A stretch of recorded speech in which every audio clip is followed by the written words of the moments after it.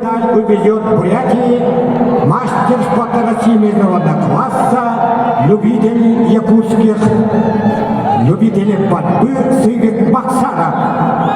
Сейчас повестка нам далеко. Представитель якутского Апсагая, анкаласский борец, мастер спорта Степан Гаврилов, шестикратный призер Республики Саха-Якутия, серебряный призер спортряда Манчары 21 года, бронзовый призер первых всемирных игр Чебоксары 2023 года Степан Гаврилов. Борец с синим триком, заслуженный мастер спорта Российской Федерации по борьбе сумма, мастер спорта России по вольной борьбе Аяс Монгуш, Республика Тыва.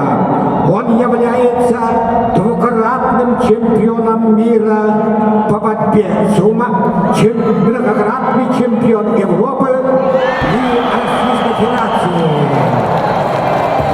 Чемпионом анкаласского Апсагая стал заслуженный мастер спорта Российской Федерации по борьбе сумма, двукратный чемпион мира Аяс Монгуш, Республика Тыва.